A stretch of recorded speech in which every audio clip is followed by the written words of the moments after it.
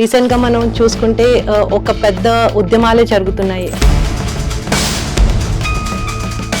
పై కనిపిస్తున్న social media ban ఈ public especially youth kids literally iPads కానీ ఫోన్ లేకుండా తినలేరు. లైక్ సైకలాజికల్ గా ఎక్కడో లోన్లీనెస్, ఐసోలేషన్, డిప్రెషన్ అన్నప్పుడు సడన్ డెత్స్ కానీ panic attacks, anxiety attacks and heart attacks ఇవన్నీ చాలా ఎక్కువ అయిపోయాయి. ఫిజికల్ గా అబ్యూస్ ఎక్కువ ఎక్స్పీరియన్స్ ఉన్నాయనుకో. ఈ చైల్డ్హుడ్ అడ్వర్సిటీస్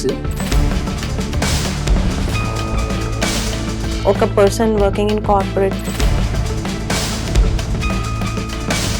కొన్ని రోజులు, కొన్ని వారాల తరబడి ఒకటే సాడ్ మూడ్ లో నేను సఫర్ అయిపోతున్నాను.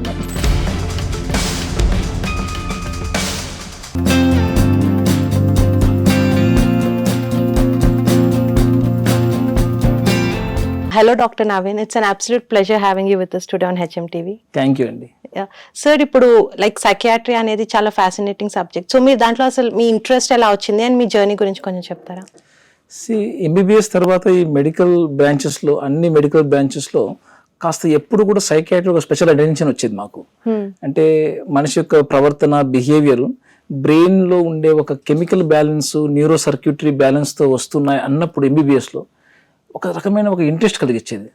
సో వెంటనే ఎప్పుడైతే మనము రొటీన్ ప్రాక్టీస్లో కూడా ఇమీడియట్గా వాళ్ళు ఎన్నో రోజుల నుంచి వాళ్ళ యొక్క ప్రవర్తన, వాళ్ళ యొక్క ఇబ్బందులు ఇవన్నీ తెలిసాక మనం చిన్నపాటి మెడిసిన్స్, చిన్నపాటి సలహాలతో కూడా వాళ్ళ లైఫ్లో ట్రెమెండస్ చేంజెస్ చూస్తున్నాం.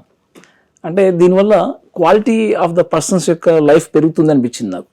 అంటే వాళ్ళ రిలేషన్స్ పెరిగినాయి, వాళ్ళ యొక్క పనితనం పెరుగుతూ వచ్చింది, వాళ్ళ యొక్క రొటీన్ వర్క్స్ కూడా చాలా పర్పస్ఫుల్గా చేయడం స్టార్ట్ చేస్తున్నారు. సో సైకియాట్రీ అందుకోసమే ఒక రకమైన ఇంట్రెస్టింగ్గా బ్రాంచ్గా నాకు అనిపించడం జరిగింది. సో ఎవెన్చువల్గా దాంట్లోనే ఎండి తర్వాత డిఎం కూడా చేయడం జరిగింది. సో కరెంట్లీ మీరు ఇప్పుడు ఎక్కడ సర్వ్ చేస్తున్నారు సార్? కరెంట్లీ ఇప్పుడు మనము రేనీ క్లినిక్స్ అని ఎల్బీ నగర్లో కన్సల్టెంట్ ప్రాక్టీస్గా చేస్తున్నానండి. అట్ ద సేమ్ టైం ఇప్పుడు ఒక యశోదా హాస్పిటల్ హైటెక్ సిటీలో సీనియర్ కన్సల్టెంట్ సైకియాట్రిస్ట్గా అక్కడ వర్క్ చేస్తున్నాను. Okay sir. So it's very fascinating to know. Sir, ఇప్పుడు మనం చూసుకుంటే మెంటల్ హెల్త్ అనేది still a taboo subject in India and some parts of the world. So how do you see India progressing in that way? Or మీరు చెప్పినట్టు like few years ago and ఇప్పటికీ మీరు ఏం differences observe చేశారు?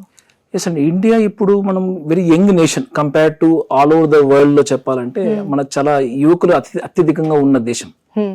So వీళ్ళందరూ కూడా age wise చూసినా అంటే మన ఏజింగ్ పాపులేషన్ కూడా పెరుగుతూ వస్తున్న దశ.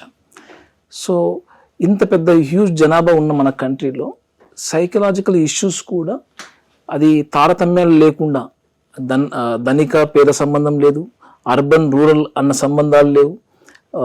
ఏ జాతి కమ్యూనిటీకి అయినా కూడా నో బడీ ఇమ్యూన్, అంటే మనకు ఇది రాదు, మనం దీని నుంచి ఏదో ఇమ్యూనిటీ అయిపోయాము మనం అలాంటి అనుకోవడం తప్పు.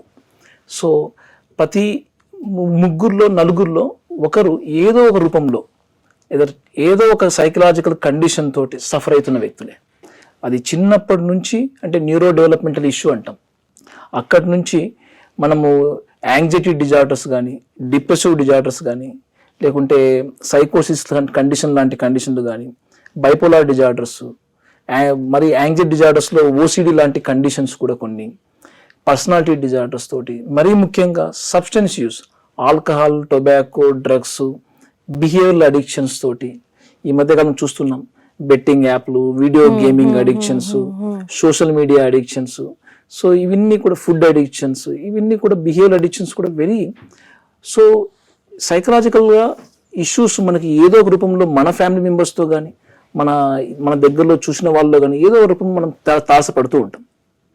సో మన ఇండియాలో ఇటువంటి యొక్క కండిషన్స్ యొక్క అవగాహన, వీటి కండిషన్స్ ఎంతవరకు పరిధి దాటితే మనం డాక్టర్స్తో అప్రోచ్ కావాలి, ఇవి ఇంకా పబ్లిక్లో చాలా అవేర్నెస్ జరగాలి.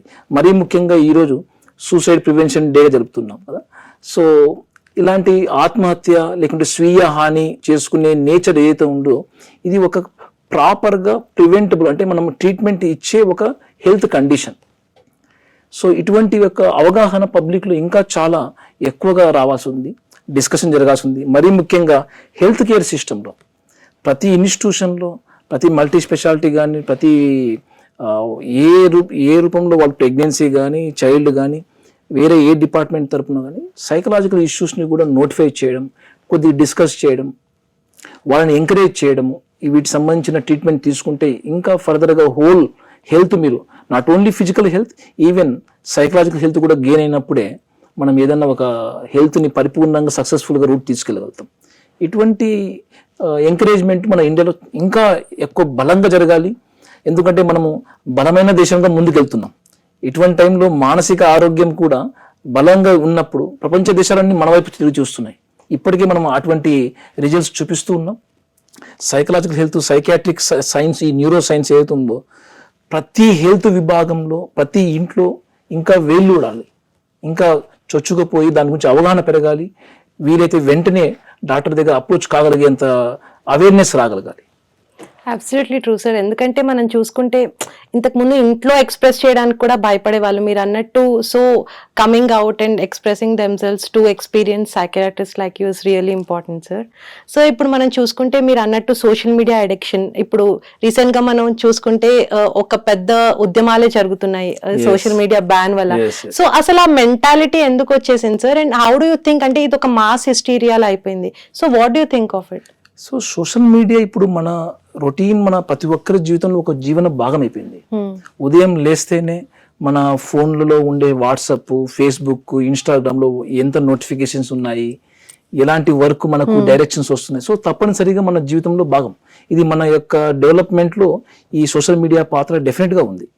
సో కానీ కొంతమందిలో దీని యొక్క టైం స్పెండ్ చేసే విధానము, దీన్ని హెల్తీ వేగా, ఒక ప్రొడక్టివ్ వేగా దీన్ని ఉపయోగించే విధానంలో కొందరు తడబాటు పడుతున్నారు.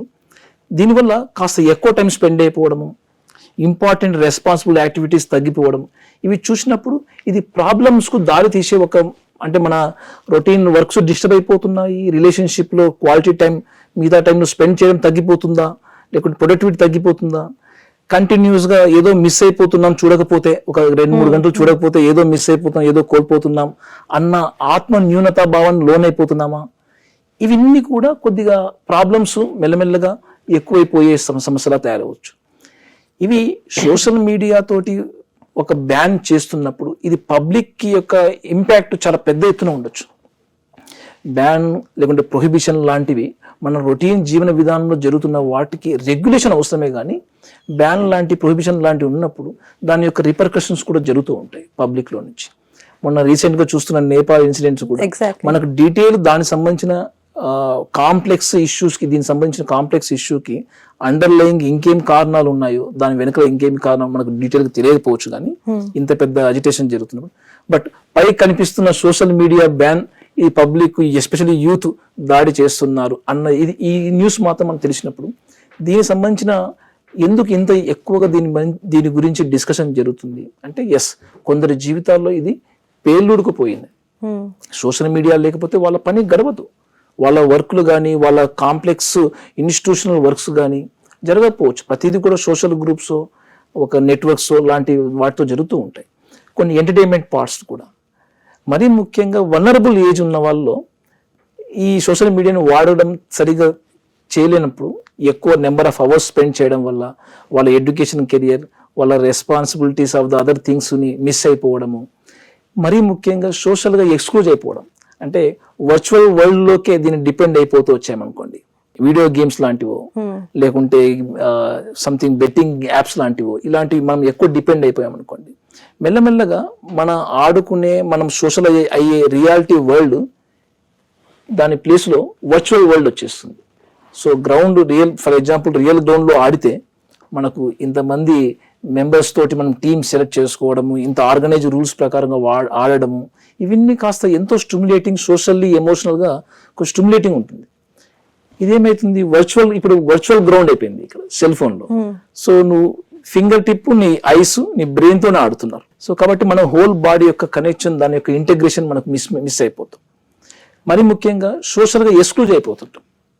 ఎప్పుడైతే చదువుని, సొసైటీలో ఉండే ఫ్రెండ్షిప్ మేకింగ్లు కానీ తగ్గించుకున్నాం, ఫ్యామిలీ మెంబర్స్ తోటి, పేరెంట్స్తో మాట్లాడడం టైం కూడా తగ్గించుకొని ఏకాంతంగా ఎక్కువ టైం స్పెండ్ చేస్తున్నాం, న్యాచురల్గా ఆ వ్యక్తి యొక్క కన్సిక్వెన్సెస్ డెవలప్మెంట్లో నెగిటివ్ వచ్చేస్తుంటాయి. వర్క్ సాధించలేకపోతారు, డిగ్రీ సాధించలేకపోతారు, మరి ముఖ్యంగా ఇది ఎమోషనల్గా అది కొంత టైం లేకపోతే విత్డ్రాల్స్ మాదిరిగా ఇరిటబిలిటీ, నిద్ర సమస్యలు, అంటే నైట్ టైమ్స్లో నిద్ర సమస్యలు ఎక్కువగా, రాత్రిపూట ఎక్కువ సోషల్ మీడియాని చూడడం వల్ల నైట్ టైమ్స్లో వాళ్ళ నిద్ర కూడా తక్కువైపోవడము, దాని యొక్క ఎఫెక్ట్ డే టైంలో concentration, neck pains, physical health problems కూడా చూస్తున్నాం.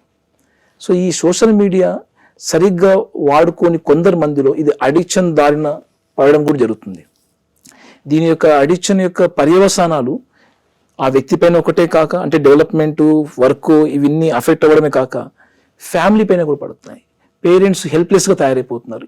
ఎలా చెప్పి కన్విన్స్ చేయాలి, ఎలా స్టాప్ చేయాలి, సో చాలా సతమతమైపోతున్నాము. దీని యొక్క ఎఫెక్ట్ సొసైటీ పైన, మన యొక్క కంట్రీ పైన డెఫినెట్గా ఇంపాక్ట్ అవుతుంది. యువత నిర్వీర్యం అయినప్పుడు, పని చేయడం స్టాప్ చేసినప్పుడు డెఫినెట్గా ఆ కంట్రీ గ్రోత్ అవ్వడంలో ఇబ్బంది పడుతుంటుంది. సో సోషల్గా చూసినా కూడా మనము ఈ సోషల్ ఎక్స్క్లూజన్ ఎప్పుడు కూడా ఇతరులకు మంచిది కాదు. ఇంకా ఆ ఇరిటబిలిటీ, ఆ విత్డ్రాల్ టైమ్స్లో వాళ్ళు చేసే ప్రవర్తన ఎంత బెటర్ బ్యాలెన్స్గా చేస్తున్నారు. మిగతా కొన్ని సైకలాజికల్ కండిషన్స్, తను డిప్రెషన్ గురవుతున్నారా, ఇరిటేషన్, మూడ్ డిజార్డర్ గురవుతున్నారా, ఇవి ఇంకాస్త సమస్యకు కాంపౌండింగ్ ఎఫెక్ట్ లాగా అయిపోతాయి.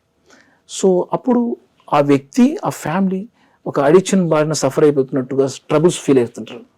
సో ఇలాంటి వాటిని గుర్తించినప్పుడు స్టార్టింగ్ ప్రాథమిక దశలోనే ఆ బాబు, ఆ పాప ఎంత దాంతో డిపెండ్ అయిపోతున్నారు, ఎంత టైం స్పెండ్ చేస్తున్నారు, ఎంత క్వాలిటీ మిస్ అయిపోతున్నారు, ఇవి గమనించినప్పుడు త్వరితగతిన వెంటనే ఒక మెంటల్ హెల్త్ కౌన్సిలర్ కానీ, లేదంటే కనుక మన సైకియాట్రిస్ట్ అందుబాటులో మీ కమ్యూనిటీలో ఉన్న సైకియాట్రిస్ట్ని అప్రోచ్ అవ్వడము కానీ వెనకాడకూడదు. ఎందుకంటే మారుతున్న సమాజం బట్టి మన యొక్క హెల్త్ కండిషన్స్ కూడా మారుతున్నాయి. సో పాతకాలపు సిఫిలిస్, పెన్సిలిన్ ఇంజెక్షన్స్ అవసరం పడకపోవచ్చు. ఇప్పుడు నూతన కొత్త వైరస్లు, కొత్త మెడిసిన్స్ ఎలా మనం అడాప్ట్ చేసుకున్నాము. సైకలాజికల్ ఇష్యూస్ కూడా ఇప్పుడు ఎక్కువగా పెను సవాళ్ళు ఏమిటంటే యాంగ్జైటీ, డిప్రెషన్, మానసికమైన జీవన విధానంతో పాటు బిహేవియరల్ అడిక్షన్స్ కూడా అంతే ఈక్వల్ ఛాలెంజింగ్, ఆల్కహాల్, టొబాకో మాదిరిగా. సో వీటిని కూడా మనం ఎప్పటికప్పుడు మన ఫ్యామిలీ మెంబర్స్లో ఎవరు ఎలాంటి ఇబ్బందితో గురవుతున్నారు వాళ్ళు సపోర్ట్ చేయడం, ఎడ్యుకేట్ చేయడం ఇంపార్టెంట్. Absolutely sir. సార్ ఇప్పుడు ఈ కాంటెక్స్ట్ లో చూసుకుంటే మీరు చెప్పినట్టు మెజారిటీ ఆఫ్ ద పేరెంట్స్ కి ఉన్న డౌట్ ఇదే. లైక్ ఇప్పుడు చిన్నప్పటి నుంచి ఇప్పుడు మనం చూస్తుంటాం రెస్టారెంట్స్ లో బయట కిడ్స్ లిటరలీ ఐప్యాడ్స్ కానీ ఫోన్ లేకుండా తినలేరు. So at the same time parents ఇద్దరు వర్కింగ్ ఉంటారు, సో ఇవ్వక తప్పదు. సో ఆ సినారియోలో లైక్ ఇప్పుడు మీరు అన్నట్టు కిడ్స్ ని కూడా చాలా సెన్సిటివ్ గా పెంచాల్సి వస్తుంది because of the changing world. So ఇది లైక్ ఈ క్వశ్చన్ అనేది like majority 90% of the parents కు ఉన్న డౌట్. సో ఈ సిచ్యుయేషన్ ఎలా హ్యాండిల్ చేయొచ్చు అంటారు? ఫస్ట్ ఆఫ్ ఆల్ మీ పిల్లవాడు ఎంతవరకు ఈ సెల్ ఫోన్ వాడడాన్ని ఎప్పుడు స్టార్ట్ చేశాడు, ఎంతవరకు ఇప్పుడు డెవలప్మెంట్ అయింది అంటే number of hours per day ఎంత స్పెండ్ చేస్తుంది, దట్స్ వెరీ ఇంపార్టెంట్. తర్వాత ఆ చైల్డ్ యొక్క ఇంపార్టెంట్ యాక్టివిటీస్ని తను ఎంత రెస్పాన్సిబుల్గా కంప్లీట్ చేస్తున్నాడు. ఎక్కడో ఇర్రెస్పాన్సిబుల్, ఏదో నెగ్లెక్ట్ కనిపిస్తుంది అన్నప్పుడు అది ఆ పిల్లవాడు రికగ్నైజ్ చేస్తున్నాడా లేదా ఇంపార్టెంట్. నెక్స్ట్, మనము ఎవరు కూడా మన చైల్డ్స్ సెల్ ఫోన్స్ తోటే వాళ్ళు డెవలప్మెంట్ కాలేదు. ఆఫ్టర్ బర్త్ మనం ఫ్యామిలీ ఇంట్రడ్యూస్ చేసాం సెల్ ఫోన్స్. సో ఇది ఒక మనం ఆస్తినో మన డబ్బునో ఎలా పద్ధతి ప్రకారం ఖర్చు పెట్టాలి, బుద్ధి నియమాలు నేర్పిస్తాము, సెల్ ఫోన్స్ కూడా అంతే పద్ధతి నియమాల ప్రకారంగా వాడడం కూడా అలవాటు చేయడం ఇంపార్టెంట్. అంటే కొన్ని బౌండరీస్ అండ్ రూల్స్ పెట్టుకోవాలి. రిలేషన్షిప్ని మనం బౌండరీస్ ఎలా పెట్టుకుంటాము, హెల్త్ ఈ డిజిటల్ టూల్స్ కూడా అలాంటి నియమాలతో మనం కొద్దిగా డిస్కషన్ జరిగితే, ఆ డిస్కషన్లో ఆ నియమాల్లో ఆ పిల్లవాళ్ళని కూడా భాగం చేయగలిగితే డెఫినెట్గా వాళ్ళ యొక్క డీవియేషన్స్ ఏందో వాళ్ళకి అర్థమవుతుంటాయి. మరీ ముఖ్యంగా ఆ సెల్ ఫోను, ఆ సోషల్ మీడియా వాడడం ఎప్పుడైతే మిస్ అయిపోయింది, చాలా ఇరిటేషన్, బిహేవియర్ అబ్నార్మల్స్ చూపిస్తున్నాడు అన్నప్పుడు ఆ వ్యక్తి రికగ్నైజ్ చేయించడం ఇంపార్టెంట్. సో ఇనిషియల్గా నీకున్న ఈ యొక్క మూడ్ స్టేట్ నీకు బై బాండ్ రాలేదు, because of some period of the development వల్ల నీకు ఈ మూడ్ స్టేట్ వచ్చేస్తుంది. ఇది రికగ్నైజ్ చేసినప్పుడు డెఫినెట్గా వాటిని తాను ఫ్యామిలీ కంట్రోల్ చేయలేనప్పుడు అందుబాటులో ఉన్న సైకియాట్రిస్ట్ను అప్రోచ్ కావడం తప్పలేదు.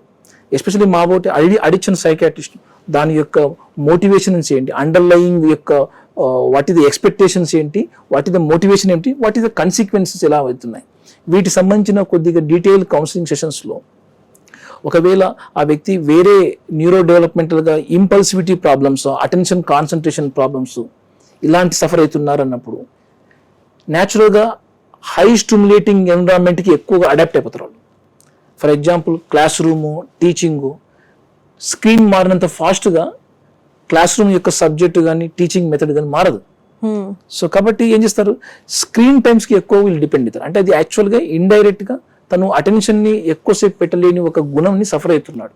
దట్స్ వై దీనికి ఎక్కువగా డిపెండ్ అయిపోతున్నారు. ఇలాంటి యొక్క ఏదైతే స్కిల్ డెవలప్మెంట్స్ ఏదైతే ఉంటాయో న్యాచురల్గా ఏజ్ వైజ్గా అవి కొరబడినప్పుడు వీటి ద్వారా వాళ్ళు తీసుకుంటున్నారు, వీటి ద్వారా స్టిమ్యులేషన్ పొందుతున్నారు. ఏది సోషల్ మీడియా ద్వారా, యూట్యూబ్ ద్వారా, రీల్స్ ద్వారా పొందుతున్నారు అన్నప్పుడు మనం గమనించాలి. కొన్నిసార్లు తను 3 సమస్యలు లైక్ సైకలాజికల్గా ఎక్కడో లోన్లీనెస్, ఐసోలేషన్, డిప్రెషన్ అన్నప్పుడు తనకు రిక్రియేషన్గా ఫన్ తీసుకునే ఛాన్స్ ఉన్నా కూడా మిస్ చేస్తూ దీనిపైన ఎక్కువ డిపెండ్ అవుతున్నప్పుడు డెఫినెట్గా తను హెల్తీ చాయిస్ తగ్గిపోతుంటే ఈ చాయిస్ యొక్క కన్సిక్వెన్స్ ఏమవుతుంది? జనరల్గా సోషల్ మీడియా యొక్క కన్సిక్వెన్సెస్ ఐసోలేషన్, ఇంకాస్త లోన్లీనెస్ ఇంకా పెరగడమే తప్ప తగ్గకపోతుంది. ఎవెన్చువల్గా నీకు ఉన్న ప్రాబ్లమ్స్ అలానే ఉంటాయి. దీన్ని ఒక టెంపరీగా ఒక అవాయిడింగ్ మెథడ్ లాగా మనం దీన్ని సెలెక్ట్ చేసుకున్నట్టు. సో ఎప్పటికైనా దీన్ని అడ్రస్ ఇవ్వాల్సిన కండిషన్ మనం చెప్పగలగాలి. అంటే ఎక్కడో కోపింగ్ మెకానిజమ్స్, స్కిల్ డెవలప్మెంట్ని హైలైట్ చేయించాలి. ఒకవేళ బయోలాజికల్గా రీజన్ మనం ఫ్యామిలీ హిస్టరీ, తన యొక్క డెవలప్మెంటల్ హిస్టరీ ఇవన్నీ మనం క్లినిక్లో ఎవాల్యుయేషన్ చేస్తున్నప్పుడు తను ADHDతో సఫర్ అవుతున్నాడా, లేకుంటే అపోజిషనల్ డెఫిషియెంట్ డిజార్డర్ అంటే ఒక ఎదురు తిరిగే నేచర్తో ఒక సోషల్ రూల్స్ వైలేట్ చేసే ఒక కండక్ట్ డిజార్డర్తో సఫర్ అవుతున్నారా, లేకుంటే సోషల్ యాంగ్జైటీ సమస్యలతో సఫర్ అవుతున్నారా? అంటే నలుగురితో కలవాలి, ఇంపార్టెంట్ వ్యక్తులు మీట్ కావాలంటే చాలా టెన్షన్ అయిపోతుంది. ఈ సెల్ ఫోన్ ఎప్పుడు కూడా మనం డిమాండ్ చేయదు, కొత్త వ్యక్తులైనా ప్యాసివ్గా మనం ముందు చూపించేస్తుంది. సో ఇది బెటర్ కదా, రియల్ లైఫ్లో వెళ్ళి ఆ వ్యక్తితో మాట్లాడి కన్విన్స్ చేసి నేను ఆ యొక్క ఎంటైర్ సిచ్యువేషన్ నా కంట్రోల్ తెచ్చుకునే వరకు చాలా కష్టంతో, చాలా స్కిల్తో కూడుకున్న వ్యవహారం. సో దీనిపైన ఎక్కువగా వీళ్ళు డిపెండ్ అయిపోతుంటారు. అంటే సోషల్ యాంగ్జైటీ డిజార్డర్ ప్రాక్సీగా బిహేవియర్ అడిక్షన్ డెవలప్ అవుతూ ఉంది. సో అండర్లయింగ్ సైకలాజికల్ కండిషన్ని మనం రికగ్నైజ్ చేసి సైకాట్రిస్ట్గా దాని తగు సూచనలో ట్రీట్మెంట్ చేయగలిగితే దీని యొక్క ఇంపాక్ట్ తగ్గుతూ వచ్చేస్తుంది. లేదు ఈ అడిక్షన్ యొక్క ప్రభావం అంటే ఇది ఉంటేనే నాకు ప్లెజర్, ఇది ఉంటేనే నేను రిలీఫ్ కాగలుగుతున్నాను, అది ఆ రోజు అన్ని అవర్స్ నేను చూడకపోతే నా డే నార్మల్ గడవట్లేదు అన్నంత స్థితికి చేరినప్పుడు ఒక అడిక్షన్ ట్రీట్మెంట్ లాగా దీనికి మనం చేయడం జరుగుతుంది. అంటే ఓవరాల్గా కాంప్రహెన్సివ్గా ఆ వ్యక్తి యొక్క డెవలప్మెంట్, వాడుతున్న విధానం, తను ఇతరత్ర సబ్స్టెన్స్ యూజో లేకుంటే ఇతరత్ర సైకలాజికల్ కండిషన్స్, ఎలాంటి కోమార్బిడ్ కండిషన్స్ ఉన్నాయి, వీటితో పాటు ఫ్యామిలీ హిస్టరీ, తన యొక్క జెనెటికల్ నేచరు, తన బయోలాజికల్ నేచరు బాగా అర్థం కావడానికి జనరల్గా మనం ఫ్యామిలీ హిస్టరీ అడిగి తెలుసుకుంటున్నాం, ఎటువంటి కండిషన్తో సఫర్ అవుతున్నారు. సో ఇవన్నీ కాంప్రహెన్సివ్గా చూసినప్పుడు తనకు ఎటువంటి ట్రీట్మెంట్ ప్లాన్ మనకు బెటర్గా ఎగ్జిక్యూట్ చేయొచ్చు. లైక్ స్కూల్ కరికులంలో ఇంకా కాస్త ఎంగేజింగ్ యాక్టివిటీస్ ఇంప్రూవ్ చేయడమా, లేదు ఫ్యామిలీలో ఉన్న రిలేషన్షిప్ని ఇంకా క్వాలిటీగా ఇంప్రూవ్ చేయడమా, ఇవన్నీ మనం చూడాలి. వీటితో పాటు ట్రీట్మెంట్కి కావాల్సిన మెడిసిన్స్ అందుబాటులో వచ్చాయి, వాటికి అవసరమైతే డాక్టర్ గారు నిర్ణయించి ఒక ట్రీట్మెంట్ మనం ప్లాన్ కూడా డిస్క్రైబ్ చేయొచ్చు. Beautifully explain sir. సో ఇప్పుడు మనం చూసుకుంటే different side of the world, corporate world, so మనం చూసుకుంటే ఇప్పుడు సడన్ డెత్స్ కానీ, panic attacks, anxiety attacks and heart attacks ఇవన్నీ చాలా ఎక్కువైపోయాయి. సో ఎస్పెషల్లీ ఎవరైతే ఫ్రెషర్స్ జాయిన్ అవుతున్నారో they not able to cope up with the pressure. So what do you think of this scenario and how can people handle it? ఏదైనా ఒక కొత్త course join అవుతున్నప్పుడు, కొత్తగా న్యూ కరికులంలో మనము గ్రాడ్యుయేట్ కావాలి అని మనం ముందుకు వెళ్తున్నప్పుడు సహజంగా కొంతవరకు ఆ కొత్తదనం వల్ల మనకు కొద్దిగా ఒత్తిడి గురవుతుంది. అంటే కొత్త సబ్జెక్టు, కొత్త కరికులము, కొత్తగా మనం నేర్చుకునే మెథడ్స్, అంటే అప్పటికప్పుడు ఆ డిగ్రీ కోర్సులో ఉండాల్సిన డిమాండ్స్ అయితే ఉంటాయి, సబ్జెక్ట్ డిమాండ్స్, ఇంతవరకు నేర్చుకోవాలి అన్న డిమాండ్స్, వీటితో పాటు కొత్త ఫ్రెండ్స్, కొత్త గ్రూప్, కొత్త ప్లేస్, ఇవన్నీ కూడా ఎప్పుడు కూడా కొద్దిగా అడ్జస్ట్మెంట్ని మనకు డిమాండ్ చేస్తుంది. ఆ అడ్జస్ట్మెంట్ డిమాండే స్ట్రెస్ అంటాం. అంటే దాంతోపాటు ఎగ్జైట్మెంట్ కూడా ఉంటుంది కదా. సో ఆ ఎగ్జైట్మెంట్ వల్ల ఆ స్ట్రెస్ని తట్టుకోగలుగుతుంది. కొందరిలో ఎవరైతే ఆ ఎగ్జైట్మెంట్ ఎక్కువైపోయి లేకుంటే స్ట్రెస్ ఎక్కువైపోవడం, ఈ రెండు ఎక్కువైనా కూడా కాస్త వాళ్ళు హ్యాండిల్ చేసే విధానంలో ఆ స్ట్రెస్ కాస్త డిస్ట్రెస్గా మారుతుంది. అంటే వాళ్ళ యొక్క పనితనం పైన నెగిటివ్గా ఇంపాక్ట్ చేస్తుంది. వాళ్ళు కాన్సన్ట్రేషన్ తగ్గిపోతుంది, వాళ్ళ ఈ మూడ్ బిహేవియర్ కాస్త ఐసోలేట్ అవుతున్నట్టు, లేకుంటే కాన్సన్ట్రేషన్ చేయకపోవడం వల్ల లోన్లీనెస్ అయిపోతున్నట్టు, ఇలాంటి ఎఫెక్ట్ అయిపోతుంది. కొందరిలో యాంగ్జైటీ అంటే స్ట్రెస్ లెవెల్స్ యాంగ్జైటీని రిస్క్ ఫ్యాక్టర్గా డెవలప్ కావచ్చు. వీటి వల్ల ప్యానిక్ అటాక్స్, వీటి వల్ల హెడ్ ఏక్స్, స్లీప్ డిస్టర్బెన్సెస్ ఇలాంటివి వచ్చినప్పుడు, ఇలాంటి జనరల్గా వచ్చే వాళ్ళు మనం ఇలాంటి మార్పులు, ఇలాంటి కంప్లైంట్స్ మనం చూస్తుంటాం క్లినిక్లో. అప్పుడు మనం ఈ కొత్త యొక్క ఏదైనా కోర్సు కానీ కొత్త మెథడ్స్ కానీ అలవాటు అయ్యేంత వరకు కాస్త మనం ప్రీవియస్గా యూజ్ చేసిన మెథడ్స్ని ఇక్కడ రీయూజ్ చేయడం అలవాటు చేసుకోవాలి. అంటే ప్రీవియస్గా కొన్ని కొత్త వాతావరణం మనం ఎలాంటి మనం అడ్జస్ట్మెంట్ అయ్యాం, ఎలాంటి ఓపిక పట్టాము, ఎలాంటి థింకింగ్ ప్యాటర్న్ మనం డెవలప్ చేసుకున్నాం, ఇక్కడ కూడా అప్లై చేయడం స్టార్ట్ చేయాలి. అప్పటికి ఇంకాస్త మనం మనకున్న డిఫికల్టీస్ షేర్ చేసుకోవడం. అంటే మన కొలీగ్స్లో ఉన్న లేకుంటే మనకున్న కొద్దిగా ఇదే ప్రొఫెషన్లో కొద్ది సీనియర్స్గా ఉన్న వాళ్ళతో డిస్కస్ జరిగితే వాళ్ళు ఇచ్చే పర్స్పెక్టివ్ సలహాలు ఏదైతే ఉంటాయో బట్ మనం కొద్దిగా హెల్ప్ అవ్వచ్చు. అప్పటికి ఈ ప్యానిక్ అటాక్స్ మెడికల్ ఎమర్జెన్సీ లాగా మనకి ఇబ్బంది పెడుతున్నాయన్నప్పుడు టెంపరీగా ఇది అడ్జస్ట్మెంట్ యొక్క కండిషన్ని, అది యాంగ్జైటీయా, డిప్రెషనా, మిక్స్డ్ ఫీచర్సా, ప్యానిక్ అటాక్సా, వీటికి సంబంధించిన ట్రీట్మెంట్ దానికి సపరేట్ కేటగిరీగా మనం డిసైడ్ చేసుకుంటూ దీని యాంటీ యాంగ్జైటీ మెడిసిన్స్ తోటి, యాంటీ డిప్రెషన్ మెడిసిన్స్ తోటి కొంత పీరియడ్ కొన్ని వారాల పాటు కొన్ని నెలల పాటు వాడి వాళ్ళని అడ్జస్ట్మెంట్ చేయగలిగితే వాళ్ళు ఆ ప్రొఫెషన్లో రాణిస్తారు.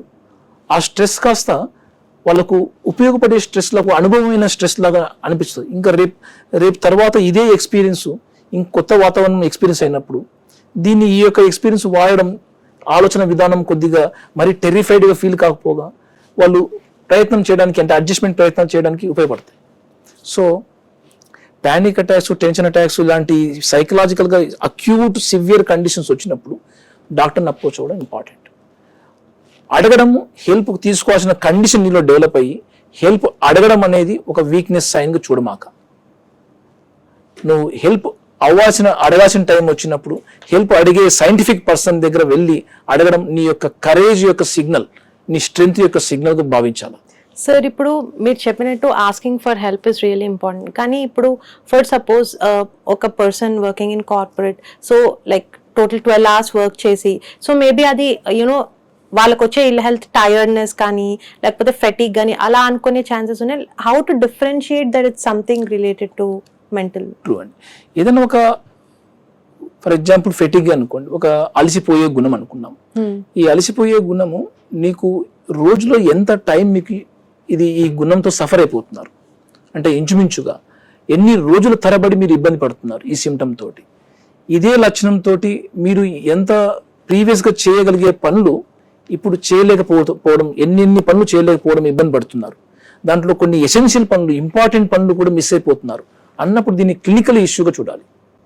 అంటే ఫెటిగ్ అనేది ఒక బాడీలో ఫిజికల్లో ఉన్న గ్లూకోజ్ లెవెల్తో ఒకటే కాదు, లేకుంటే విటమిన్స్తో ఒకటే కాదు, కొన్ని బ్రెయిన్తో తయారయ్యే కొన్ని రసాయనాలు మన బాడీలో కొన్ని తగ్గిపోయినప్పుడు, లైక్ సెరోటోనిన్, గాబా, లేక ఇలాంటి నారెపినెఫ్రిన్ ఇలాంటి రసాయనాలు తగ్గిపోతున్నప్పుడు, మన బ్రెయిన్లో ఉన్న కొన్ని సర్క్యూట్స్ కొన్ని స్లో అయినప్పుడు ఫెటిగ్ అనేది, అంటే తొందరగా చిన్నపాటి పనులు కూడా అలసిపోతున్నాము, చిన్నపాటి కాన్సన్ట్రేషన్ పెట్టి చేయాల్సిన పనులు కూడా పోస్ట్పోన్ చేస్తున్నాము, మళ్ళీ చేద్దామని పోస్ట్పోన్ చేస్తున్నాం, ఇలాంటి సిమ్టమ్స్ తయారు చేస్తుంటారు.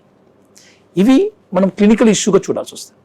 వీటితో పాటు ఒక్కొక్క సిమ్టమ్ బేస్గా మనం డిజార్డర్ చెప్పం, కొన్ని గ్రూప్ ఆఫ్ సిమ్టమ్స్ ఇంకాస్త వాళ్ళ దైనందిక జీవితంలో ఉండే బయలాజికల్ ఫంక్షన్స్ లాంటివి, లైక్ నిద్ర యొక్క క్వాంటిటీ అండ్ క్వాలిటీ ఎలా ఉంది, ఇదే సిమ్టమ్తో పాటు వాళ్ళ యొక్క ఫుడ్ ఇంటేక్, వాళ్ళ వెయిట్ గెయిన్, వెయిట్ లాస్ కానీ, వాళ్ళ యొక్క థాట్స్, ఎలాంటి పాజిటివ్ థాట్స్ మెల్లమెల్లగా నెగిటివ్ థాట్స్తో పాటు హెల్ప్లెస్నెస్ థాట్సా, అన్వర్తి థాట్సా, హోప్లెస్నెస్ థాట్సా ఎలా మారుతూ వచ్చాయి, ఇవి ఇంపార్టెంట్.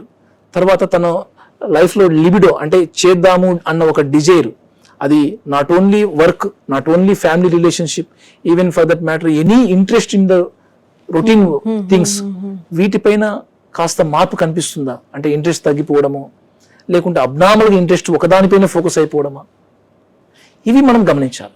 ఇవన్నీ సిమ్టమ్స్ తీసుకుంటూ క్లినికల్గా ఒక్కొక్క సిమ్టమ్ యొక్క డ్యూరేషన్ ఎంత ఉంది, ఎంత ఇంపాక్ట్ చేస్తుంది, వీటి ద్వారా మనం ఒక సిండ్రోమ్, ఒక క్లాసిఫికేషన్లో ఒక సిండ్రోమ్ పేరున ఒక కమ్యూనికేషన్కి ఈజీ పర్పస్ కోసమని ఒక పేరు పెట్టుకొని ఒక లేబుల్ చేసుకొని వాటికంటూ ట్రీట్మెంట్ని సరైన లెవెల్ ఆఫ్ ట్రీట్మెంట్ని అది మెడిసిన్స్, కౌన్సిలింగ్స్, థెరపీస్ మనం డిసైడ్ చేసుకుంటే ఆ వ్యక్తి యొక్క కండిషన్ని చాలా వరకు 50 to 90%, 100% కూడా మనం ఇంప్రూవ్ చేయగలిగితే వాళ్ళ యొక్క ప్రొడక్టివిటీ, వాళ్ళ యొక్క క్వాలిటీ పెంచిన వాళ్ళమవుతాం. సో అలాంటి సైన్సే psychiatric neuro science. Beautifully explain sir. So ఇప్పుడు మనం చూసుకుంటే డెక్కన్ క్రానికల్ ఒక సర్వే చేశారు సార్. అరౌండ్ 42.5%, ఎస్పెషల్లీ మనం హైదరాబాద్ ఏరియా తీసుకుంటే అందులో youth and specially people working in corporates are suffering with depression. So what's your take on it? Definite depression యొక్క condition మన యొక్క WHO పరంగా చూసినా కూడా టాప్ 10లో టాప్ 3గా మన యొక్క ఇయర్స్ లాస్ట్ ఈ డిప్రెషన్ వల్ల మన quality of years, quantity of years కూడా లాస్ అయిపోయిన మెడికల్ కండిషన్స్లో ఈ డిప్రెషన్ చేరవేసినాయండి. ఈ డిప్రెషన్ యొక్క ప్రివిలెన్స్ రేట్స్ ప్రతి 7 మందిలో ఒకరికి సఫర్ అయిపోతూ వస్తున్నాం దాదాపుగా. అది మైల్డ్గా, మోడరేట్గానో, సివియర్గానో. బట్ దాని యొక్క ఇంపాక్ట్ ఆ సివియారిటీ బట్టి ఆ వ్యక్తి యొక్క లైఫ్లో తనకున్న పర్సనాలిటీ, తనకున్న ఫ్యామిలీ, మిగతా సోషల్ సపోర్ట్ ఇవి కూడా కొంత డిసైడ్ చేస్తాయి ఈ యొక్క డిప్రెషన్ యొక్క సివియారిటీ కన్సిక్వెన్సెస్. ఎప్పుడైతే డిప్రెషన్ నువ్వు గురైపోతున్నాం అన్నప్పుడు అంటే నీ మూడ్ మారుతుందా, అది టెన్షన్ కానీ కంటిన్యూస్గా టెన్షన్ మూడ్లోనే అయిపోతున్నాను, లేకుంటే లో మూడ్ కనిపిస్తున్నాను అంటే అంతకుముందు ఉన్న ఎగ్జైట్మెంట్ లో అనిపించేస్తుంది, ఇన్వాల్వ్మెంట్ లో అనిపిస్తుంది, లేదు సాడ్ మూడ్ కంటిన్యూస్గా కొన్ని రోజులు, కొన్ని వారాల తరబడి ఒకటే సాడ్ మూడ్లో నేను సఫర్ అయిపోతున్నాను అన్నప్పుడు ఇవి మనం గమనించండి. ఈ ప్రైమరీ ఒక లక్షణం అంటే మూడ్ అంటే మనం మన మనసు యొక్క ఫీల్ అయిపోయే విధానం. వీటితో పాటు మనకు రొటీన్గా ఉండే హాబీస్ పైన ఇంట్రెస్ట్, మెయిన్ వర్క్ అంటే మనం మనీ కోసము, ఒక పేరు కోసము చేసే వర్క్లు ఉంటాయి. వీటితో కాక నాకు టైం దొరికినప్పుడు నేను కొంత పేపర్ చదవడం, నాకు న్యూస్ పేపర్ చదవడం నాకు ఇంట్రెస్ట్, టైం దొరికినప్పుడు అలా కొద్దిగా టీవీ చూడడం ఇంట్రెస్ట్, టైం దొరికినప్పుడు నాకు కొద్దిగా వాకింగ్, యోగా చేయడం ఇంట్రెస్ట్. ఇది ప్యాషన్. ఇది నేను డబ్బు కోసమో లేక ఇంకో కోసమో చేయను, లేకుంటే quality of time spend with the family members, ఫ్రెండ్స్తో గడపడం నాకు ఇష్టం. ఇటువంటి ఇష్టాలు కూడా నువ్వు ఎంజాయ్మెంట్ అనిపించట్లేదు, అవాయిడ్ చేయాలనిపిస్తుంది, పార్టిసిపేట్ చేయలేకపోతున్నాం. ఇలాంటి లక్షణాలు మనకు కనపడుతున్నాయి. ఇవి కొద్దిగా డిప్రెషన్ యొక్క లక్షణాలు చూడాలి. వీటితో పాటు తొందరగా అలసిపోయే గుణం, ఫిజికల్గా ఎనర్జీ కొంత పని చేసిన, ఈవెన్ రొటీన్గా మనం యూరినల్స్, మోషన్స్ ఇవి పోవడానికి కూడా ఎనర్జీ లేనట్టుంది సార్ మార్నింగ్ అవర్స్లో. ఇలాంటి లక్షణాలు, ఈ తొందరగా అలసిపోయే లక్షణం. మానసికంగా అయితే ఏదైనా పేపర్ వర్క్ ఉందనుకోండి, చేయడంలో ఇబ్బంది పడిపోవడము, లేకుంటే మైండ్ పెట్టి కొద్దిగా ఏదైనా పజిల్ సాల్వ్ చేయాల్సిన ఎసెన్షియల్ వర్క్స్ ఉన్నాయి, అది మనకు జాబ్ రీత్యా డిమాండ్ చేసే వర్క్లే, అవి కూడా పోస్ట్పోన్ చేయడము. ఇలాంటి లక్షణాలతో సఫర్ అవుతున్నప్పుడు ప్రైమరీగా ఈ లక్షణాలు మనం డిప్రెషన్ యొక్క లక్షణాలు గుర్తించాలి. వీటికి ఫ్యామిలీ హిస్టరీ వెరీ ఇంపార్టెంట్. అంటే మనము అండర్స్టాండ్ చేసుకుంటున్నప్పుడు ఒక వ్యక్తి టెన్షన్తో రావచ్చు, ఒక వ్యక్తి బాధతో రావచ్చు, ఒక వ్యక్తి ఇరిటేషన్తో రావచ్చు, ఎస్పెషల్లీ యంగ్ అడాలసెంట్ చిల్డ్రన్స్. తర్వాత జెరియాట్రిక్ పాపులేషన్ అంటే ఓల్డర్ ఏజ్ పాపులేషన్ డిప్రెషన్ని జనరల్గా టెన్షన్తో కూడుతూ ఇరిటేషన్తో ఉంటారు. సో వీళ్ళని మనం ఏం చేయాలంటే వీళ్ళ యొక్క పర్సనాలిటీ ఎలాంటిది, వీళ్ళ రిస్క్ ఫ్యాక్టర్స్ ఎలాంటివి. కొందరు డిప్రెషన్లో ఉన్నప్పుడు ఎక్కువగా డ్రింక్ సమస్యలు ఎక్కువ కనిపించేస్తాయి. యాక్చువల్గా అండర్లయింగ్ కారణం డిప్రెషన్ కూడా అవ్వచ్చు. ఫ్యామిలీ హిస్టరీలో వీళ్ళ యొక్క జెనెటికల్ బ్యాక్గ్రౌండ్స్లో ఎంతమంది దగ్గర రిలేషన్స్లో ఎటువంటి psychological conditions, medical conditions suffer అవుతున్నారు. వీటితో పాటు ఆ వ్యక్తి యొక్క మెడికల్ కండిషన్స్ కూడా మనం అండర్స్టాండ్ చేసుకోవాలి. ఎందుకంటే ఈ డిప్రెషన్ అనేది ఒక not only biological condition, even metabolic conditions కూడా. అంటే మనలో గ్లూకోజ్ లెవెల్స్ సరిగా రెగ్యులేట్ కానప్పుడు కూడా, అంటే ప్రీ డయాబెటీస్ అండ్ డయాబెటీస్ టైంలో 4 to 8 times ఎక్కువ అవుతుంది. బీపీ లాంటి కండిషన్ అంటే క్రానిక్ ఇన్ఫ్లమేటరీ కండిషన్స్ కానీ, బీపీ లాంటి కండిషన్స్ కానీ ఇవి కూడా మనకు డిప్రెషన్ తయారు చేయొచ్చు. సో ఇది ఒక కాంప్లెక్స్ ఇష్యూ.